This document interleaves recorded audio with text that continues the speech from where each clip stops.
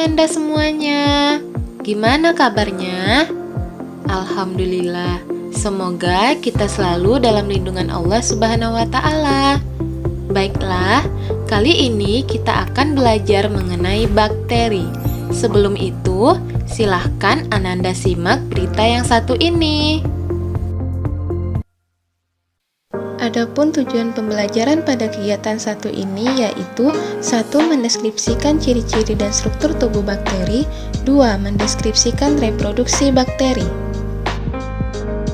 Sebelum kita lanjut, perhatikan laporan berita berikut ini. Tahukah Ananda mengenai batu kerjan? Ini merupakan salah satu contoh penyakit batu kerjan yang ditularkan kepada bayi atau balita. Menurut salah satu berita, pada musim dingin tahun 2023, para ahli kesehatan di seluruh Eropa mulai menyadari adanya sesuatu yang aneh, yaitu kasus batu kerjan yang mulai meningkat. Bukan hanya di Eropa, bahkan di Amerika juga mulai melaporkan lonjakan kasus batu kerjan. Menurut angka statistik dalam laporan terbaru ECDC mengenai situasi ini, sebagian besar kasus di Eropa terjadi pada populasi bayi yang batu kerjannya bisa berakibat fatal.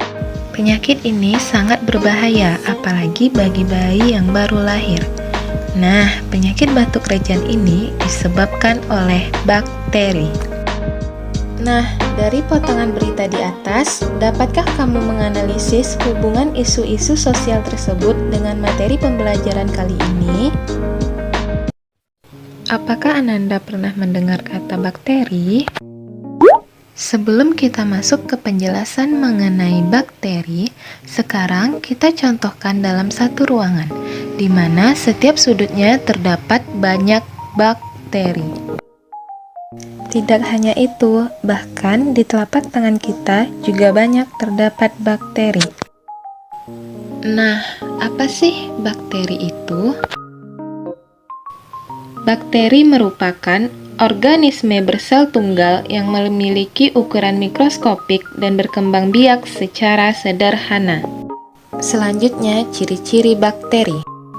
Yang pertama, bakteri berukuran kecil atau mikroskopik. Yang kedua, bakteri mempunyai dinding sel. Dan yang ketiga, bakteri hanya bisa dilihat di bawah mikroskop. Ciri-ciri bakteri selanjutnya yaitu uniseluler. Yang kelima, bakteri termasuk kosmopolit.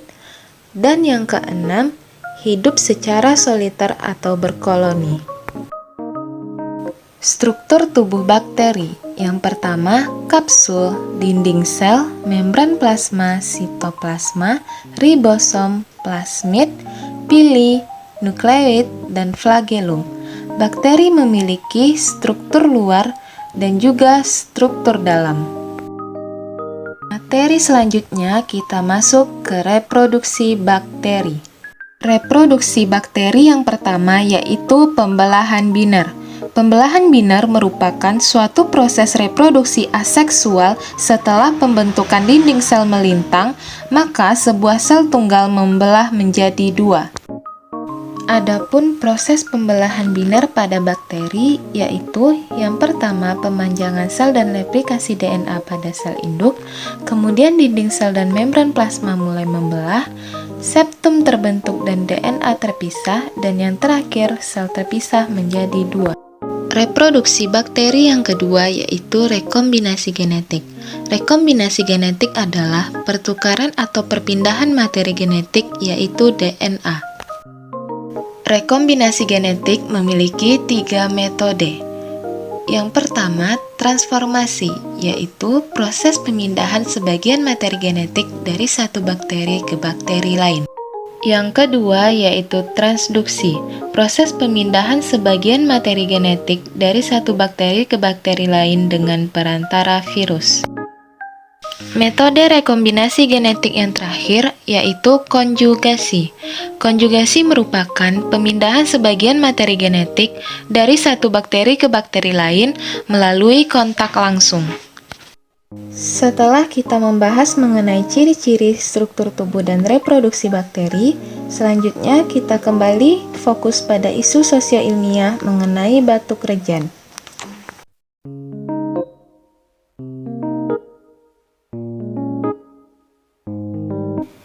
Tahukah Ananda penyebab penyakit batuk rejan? Penyakit batuk rejan atau yang dikenal sebagai pertusis adalah penyakit sangat menular yang disebabkan oleh bakteri. Penyakit ini ditandai dengan batuk hebat secara terus-menerus yang tidak terkontrol, kemudian akhirnya bisa menimbulkan sesak nafas. Karakteristik dari batuk ini yaitu setelah terbatuk-batuk, kemudian menarik nafas yang dalam akan terdengar bunyi whoop, sehingga batuk ini dinamakan whooping cough. Batuk rejan adalah sebuah penyakit saluran pernafasan yang disebabkan oleh bakteri Bordetella pertussis. Bordetella pertussis adalah bakteri berbentuk kokus, gram-negatif, aerob, dan bersifat patogen, tergolong motil dan memiliki struktur mirip flagella. Struktur Bordetella pertussis dapat dilihat di dalam gambar, yaitu terdiri dari fimbriae, pertaktin, endotoksin, filamen hemaglutinin, pertussis toksin, dan toksin lainnya. Intinya, Bordetella pertussis ini terdiri dari beberapa racun. Selanjutnya, kita masuk ke cara penyebaran bakteri Bordetella di dalam tubuh. Pertama, bakteri Bordetella pertussis masuk melalui hidung. Setelah bakteri masuk ke dalam saluran pernapasan bagian atas atau hidung dan tenggorokan, Bordetella pertussis menempel pada permukaan sel-sel epitel yang melapisi saluran pernapasan. Begitu bakteri menempel, mereka mulai berkembang biak dan merusak lapisan sel di saluran pernapasan. Setelah berkembang biak di saluran pernapasan bagian atas, bakteri ini bisa mengarah ke saluran pernapasan bagian bawah atau bronkus dan paru-paru, menyebabkan batuk paroksismal atau batuk spasmodik yang khas pada penyakit batuk rejan. Nah, gambar yang ditunjukkan oleh anak panah merupakan ilustrasi bakteri menempel pada permukaan sel-sel epitel.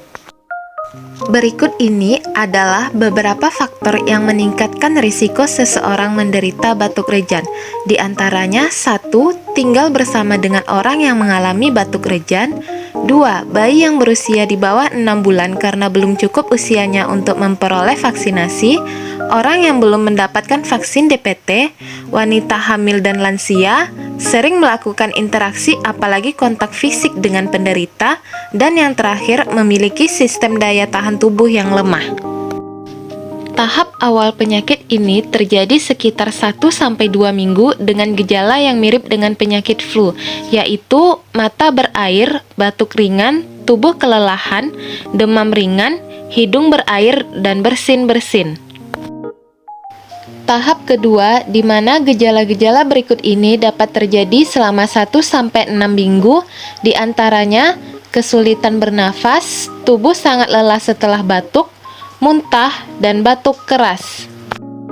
Batuk rejan atau pertusis dapat dicegah dengan cara 1. Imunisasi DPT atau difteri, pertusis, dan tetanus. Vaksin ini diberikan secara bertahap pada bayi dan anak-anak. Dosis pertama diberikan saat bayi berusia 2 bulan, kemudian dilanjutkan pada usia 4 bulan, dan dosis ketiga pada usia 6 bulan.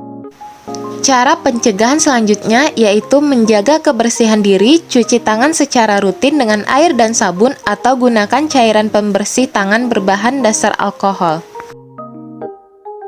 Kemudian, menutup hidung dan mulut saat batuk atau bersin, tutupi dengan tisu atau lengan baju bagian atas, bukan tangan. Pencegahan selanjutnya, menghindari kontak dekat dengan orang yang sakit, dan membersihkan dan mendisinfeksi permukaan yang sering Anda sentuh, termasuk mainan. Berdasarkan pemaparan isu sosial dan materi di atas yang berkaitan dengan penyakit yang disebabkan oleh bakteri, siswa dibagi atas beberapa kelompok dan setiap kelompok mendapatkan peran yang sesuai dengan karakter yang dibutuhkan pada kasus yang telah dipaparkan sebelumnya. Adapun peran yang akan diambil setiap kelompok yaitu sebagai anak-anak atau remaja, orang tua atau lansia, tenaga kesehatan, dan masyarakat umum atau tetangga. Dalam kegiatan ini, siswa diminta untuk memberikan pendapat, pandangannya, serta tanggapan berdasarkan peran yang diambilnya terhadap kasus yang sedang dilakoni. Setelah melaksanakan tugas kelompok sebelumnya, siswa menulis refleksi pribadi tentang apa yang mereka pelajari dari aktivitas sebelumnya, baik dari segi pemahaman ilmiah maupun sosial. Siswa menuliskan pemikiran mereka dalam jurnal atau esai singkat yang mencakup pemahaman tentang penyakit pada bakteri, dampak isu sosial, dan relevansi bagi kehidupan sehari-hari.